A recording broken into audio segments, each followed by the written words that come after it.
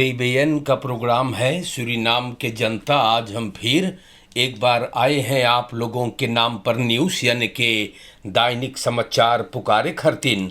आज बुध होइगे बा वुंसदख 20 मई खरतीन भर भर के आप लोगों को मोहब्बत पेश करल जाए और जहाँ तक हमार आवाज़ पहुँचत होई सभी कोई के बड़ी मोहब्बत से सूरीनाम में और सूरीनाम के न तमाम डिस्ट्रिक्टन सभी रिसोर्टन ऑनलाइन www.radiotrishul.com TBN के ऐप से Google play store Facebook YouTube चाहे जैसे टेलीविज़न कनाल 20.6 हर एक कोई के सलामो अलैकुम व रहमतुल्लाह सबके राम राम नमस्कार।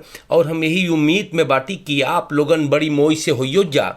आज हम एक बार फिर आप सब कोई के नाम पर आई करके और न्यूज़ पुकारबे सब कोई के मोहब्बत पेश करिल हमारे प्यारे सूरीनाम के जनता। और अगर आपके घरे परिवार में कहीं पर अगर आज कोई फरियारी है जन्मदिन खुशी की बात भइल तो हम लोग आपके बधाई देला मुबारकबाद पेश करीला। बीमार बाटो तकलीफ़ में परेशानी में न घरे सिकनहौश में तो आपके तंदुरुस्ती के लिए हम लोगों ने दुआ प्रार्थना करते हैं। सूरीनाम में अगर आइले फकांसिस तो के स्वागत करीला हम लोग। अगर सफ़र करियो कहीं से भी तो आपके सफ़र में आसानी होए ताकि आप सलामती से और बढ़िया से अपने मंजिल को पहुँचे। और अगर कोनो आपके फैमिली में गुजरल बा तो हम लोगन आप लोग के दुख में शामिल बाटी भर भर के आपको मोहब्बत पेश करल जा है और सबके भला हम लोग चाहिला। मखत खुद खान मैथ्यू आलन और आज एक बार फिर न्यूज़ यानी दैनिक समाचार लेकर के हम आइला तो आपको बताना है कि देश के हालात कौन ची बा। सबसे पहले आप जाने हैगा ब्रॉन है स्टार न्यूज़ और हम लोग वेर बरख्त के साथ आपको खिदमत करीला। तो आज के लिए मैं तैयार लोग इस दिनस्त न बोले है वेसल फालख वेर met kans op zware buien en windstoten बोले rekening चाहिए होरी करे कि मौसम बदल के बा और फोराल कुछ और बेनलांत में फरमाते हैं कि कस के बरखा बरस सके और हवा भी। तो वह इससे बात है एन हमारे सूरीनाम के जनता में तैयार लोग इस दिनस्त तनी बहुत अब ये लोग के पैलेंग जो है उतना न जाना है कि हरदम वैसे रहे है।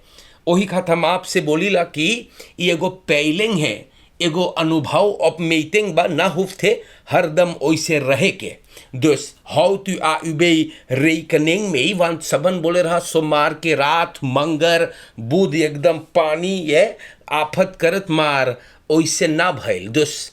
तो आप लोग जाने हैं कि मई तैयार लोग इस दिन एगो ऑफ मीटिंग करते हैं। बरसात के मौसम बा ना भूलियो चारों कंती पानी भरल हैगा लोगों के घरों में पानी है रास्ते भरे पानी से खेत है तरकारी वगैरह चौवा है घास आस सब भरल है पानी से। दिस हाउ टू आ उबे हमारे देश के जनता रेकनिंग हियर में हम आप लोगन के नाम पे न्यूज़ पुकार करीला और हमारे सूरीनाम के जनता बहुत आफत पनिया करी सेगा एन तमाशा उठैले बाद आप लोगन ख्याल करे। देख यहाँ पर सूरीनाम के जनता फेसबुक पे एगो वीडियो वायरल भइल है जहाँ पर एगो बस शोफर लड़कन के संगे बदमाशी करे हरामखोर न ई मलिच गंधौरा द्रियम 5 तखियार के बस शोफर जब एकर वीडियो फेसबुक पे कोनो बनाई के वायरल किया है तो ये हरामखोर ई मलिच अपने आप को खुद सिपाही के पास गैलू आन मेल्द करी सेगा एन एकर खदरा खुद क्योर करे लायक के ना है।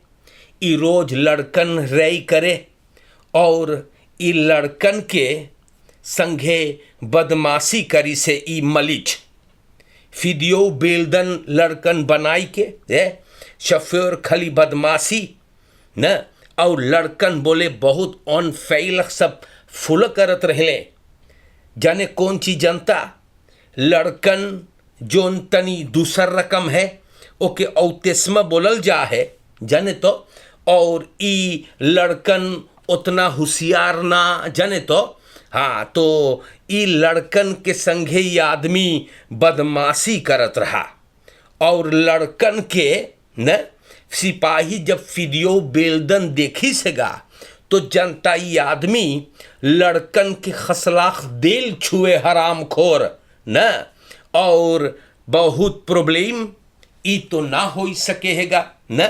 और वही खरतीन ई मलिच, जी हाँ, ई गंधौरा ई गिरफ्तार हैगा न। जने लड़कन के बोले औतेस्मक के माने हैगा एगो आन खबोरन, मतलब लड़कन उससे पैदा हुए हैगा और उ लोग के मूड़ी तनी दूसर रकम कमा है न। तो ई बहुत प्रॉब्लम, और ई सब लड़कन के जनता ई आदमी खसलाख दिल छुअत रहा हराम खोर न। अब ये गिरफ्तार है, पुलिस इनको हवालात में करी सेगा।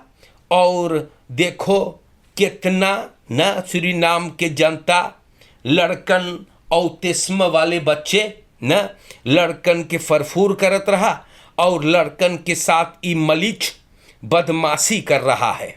तो खाली प्रॉब्लम हमारे सूरीनाम के जनता, हम आप लोगन के समझैली औतिस्म बोले एगो स्टोरनेस घटेगा या, और सूरीनाम के जनता हम लोग आगे बढ़ीला, चाहे जैसन लड़कन है मार लड़कन के संगे ई सब चीज ना चाही करे के, या लड़कन के संगे ई सब हरकत तरफबार है। और वीडियो बेल्ट हमको भी मिला है जिस पे साफ देखा है कि ई सुअर न, ई सुअर ई मलिच लड़कन के खसलाख दिल हाथ घोरेस के पजामा में ई छुए हैगा मलिचवा। तो एक के पॉलिसी बंद किया है, और ऐसे जितने कमीने हैं ई लोग के मांगे पकड़ के मुंह में लाठी हुर दे। हम बताइला बच्चे देखो फैलख ना बा, हम उम्मीद करीला कि इस ई गंधौरा के कड़ी सी कड़ी सदा मिले मेरे भाइयों। देत क्यों न नहीं है बा, जाने तो ई ना हो सके एगो लोंडा के पजामा में हाथ डाल के ई सुअर ई सब हरकत करीस बा। प्यारे जनता, ई सब चीज नमा होवे वही खत्म आपसे बोली अपन अपन बच्चन से बतियाइयो, चाहे जैसे बच्चन है बच्चन के चाहिए आपसे सब प्रॉब्लम बतियाए लेवे के। हम लोग का और आगे बढ़िल बड़ा दुख के साथ हम देखिला यंग ब्रोम फित्सर ओफरले दाखन ना स्वार आनरेडिंग ऑफ सारा मकावेख देख 21 यार के एगो लड़का AS ब्रोम फित्सर मंगर के सिकन हाउस में गुजरल बा। उफर केस ऑन खफाल में सारा मकावेख में चोटान रहा, फ्रेद अख मई के फ्रख्त वाखन से टकरान रहा। खरोनेंगन के सिपाही के अख मई के मेल्डिंग मिलल ई प्रॉब्लम के, और जनता जब सब वहाँ पर गई है तो देखे हैगा कि परसोनlijk letsels voorlopig onderzoek से सामने आयल है कि vrachtwagen chauffeur को bepaald मोमेंट पे अफरेम करे इनरित में जाए के और ब्रोमफिसर जो वही रिख्तिंग में चलावत रहा, कमती अफस्तान पे रहा, वो भिड़ादीस न पीछे से vrachtwagen में और चोटान कट गे रहा ओकर न रेख्तर बो फबेन छाती पे पीरा रहा।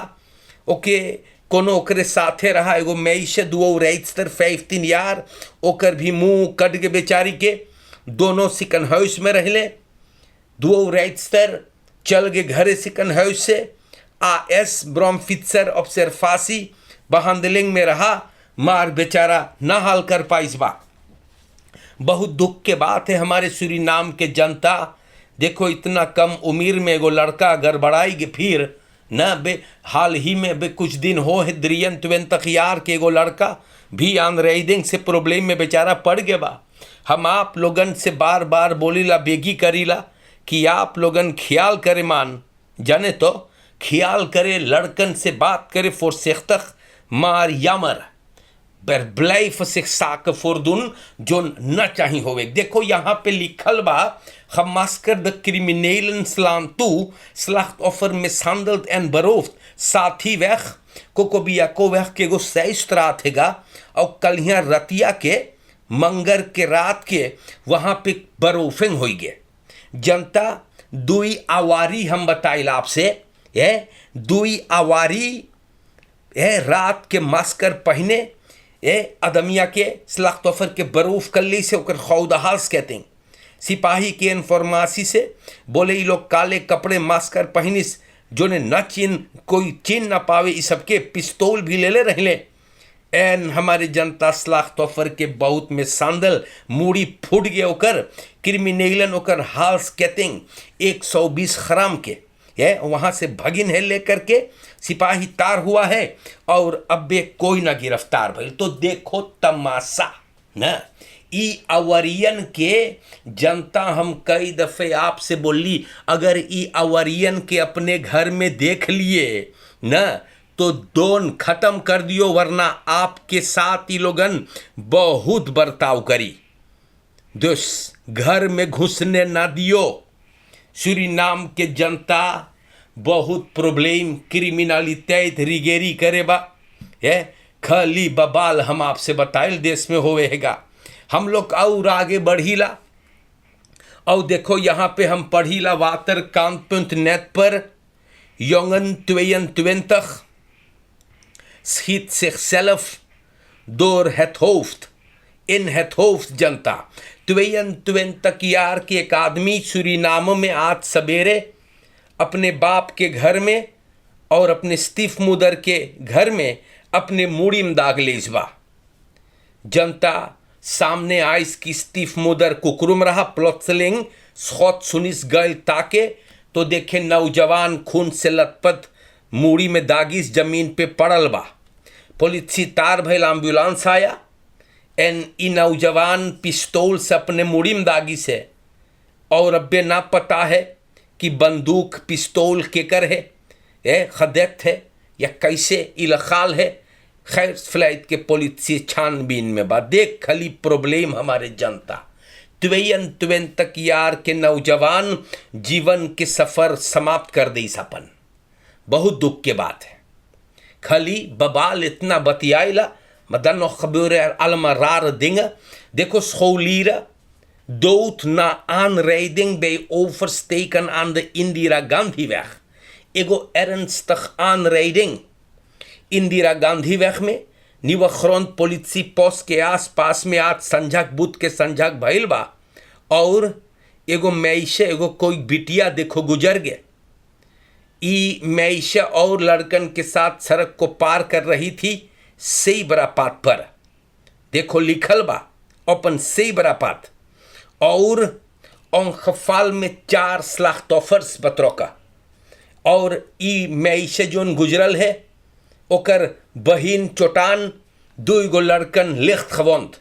सूरीनाम के पुलिस रास्ता बंद कर दे रहा, फरकेर या तनी दूसर रकम से जात रहा और देखो हम ना जानी कैसे भइल बा मार सही बरा पात पे तो हम जानीला चाही न लड़कन के 4 रांग देवे के। Vernomen wordt dat het slachtoffer samen met anderen de straat overstak op een zebrapad toen het misging।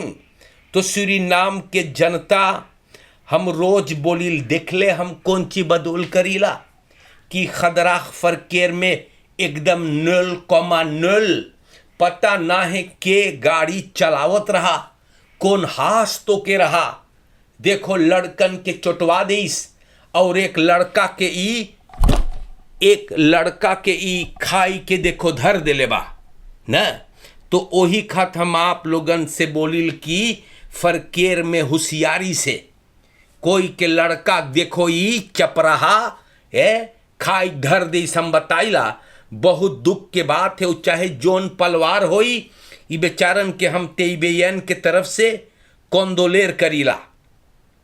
Suriname के जनता बड़ा मोइलक हम बताइली चीजवन यार खाली तमाशा देशवाम होगा न। देखो फरकेर में खदरख मनई लोग के मान ना हो सके तो ये हमारे सूरीनाम के जनता ई चीजवा न बहुत ज़्यादा होए लगल बा। फरकेर में न ई देखो कौन ची कडाड़ी से आज ऐसा मनई मांगे एकदम सबक सिखावे रही बवैस ही घींच ले ताकि कभी गाड़ी ना चला सके ई लोगन।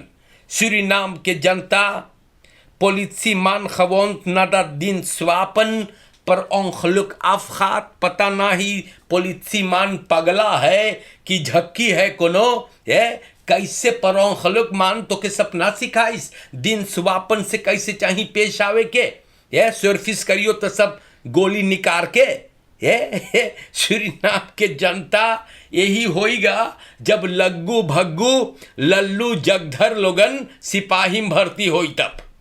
पहले थोड़ो होत रहा है जीवन ना मान। आजकल पता ना है कौन कौन न हाँ केले बेचने वाले आज वर्दी में घूमते हैं। सूरीनाम के जनता waterkant.net पे लिखल brandweer man uit het leven gestapt तो probleem 42 jaar के LS brandweer man रहा 17 मई के ई अपन जिंदगी समाप्त करिस कोमवैनम रहत रहा। ये आदमी को मरा हुआ पाया गया, सिपाही तार भइल है। परिवार दोस्तों गांव के लोग सब चौंकल है और बोले रिलेशनल स्फेयर में रिलेशनल स्फेयर में बोले खोजल चाही वंत बोले रिलेसी प्रॉब्लम मोटिव यानी कारण। और ब्रांतवेर मान न मंगर को इनकर अंतिम संस्कार हो चुकल बा। तो देखो ना रोज वही खत समझाइल तो कि हाँ अगर एगो हसेन है तो भरोसे पर रहो, पता ना ई दोनों प्राणी में का होई गे। और ब्रांतवेर मान अपन जीवन खत्म कर दिया जोन अपलोसिंग कभी ना बा। तो जनता आज के लिए हमने खबरें आप लोगन के नाम पर बयान किया। मोई से रहिए आप लोगन, फरकेर में ख्याल करियो, अपने बच्चन से बात करियो। जाने तो चोरन चपाटन ई आवारी लोगन उधियान है ना, इस सबसे आप होशियारी से और पाते ही मुँह हम कुछ हूर दिए हम बताइला ना, मुंह पकड़ के फाड़ दियो फिर बाद में देखल जाई। होशियार रहे आप, सतर्क रहे, देखो मौका पाते ही ये सब हमला करते हैं। प्रातित्व केंद्र और लड़कन से बहुत बचाए। देखो एगो लड़का है, एगो बिटिया बेचारी आज ओके वो तो मार दी सु गुजर के, बहुत तकलीफ होता है यार। ये परिवार के तेईबेयन कौंदोलेर करेगा। और लड़कन से बतियाइयो, कोई उस सबके संगे जो ने बदमाशी करे तो वो लोग आपसे आए के बतियाए। देखो बतावे आपसे एगो सुअर जनता, एगो सुअर, एगो मलिच गंधौरा, एगो न शैतान लड़कन के खसलाख दिल छुए हरामखोर। अब पता चली कई बजल बा। और रिलासी प्रॉब्लम देख ले न, ई ब्रांतवेर मान अपने को ख़त्म किया। रिलेशनल स्फेयर में बहुत प्रॉब्लम, वही खतिन एक दूसरे के साथ भरोसे से रहे। कोनो बहरेक मलिछिन जाने तो या कोनो सरलाहा कलूटा न चपराहा गंधौरा आपके परिवार न तबाह करे पावे न।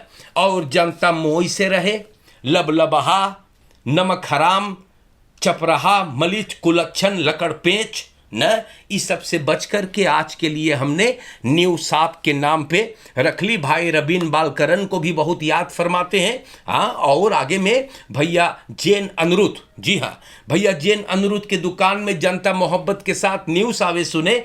आप लोगों के चेहरे की मुस्कुराहट सलामत रहे। और सभी ने तमाम जनता ब्राह्म सोप के चाहने वालन सब कोई के हम बताए भर भर के मोहब्बत। और देश के जनता बाहर मुल्क के चाहने वालन सलाम अलैकुम व रहमतुल्लाह, सबके राम राम नमस्ते। और इंशाअल्लाह ताला जिंदगी रही तो हम जरूर आवे फिर। मोई से रहे आप लोगन, सतर्क रहे और कोनो सरलाहा पतुरिया गंधौरा मलिच आपके परिवार न तबाह करे। ई सबन के तू देखते पहचान जाइए। और ई मलिछुअन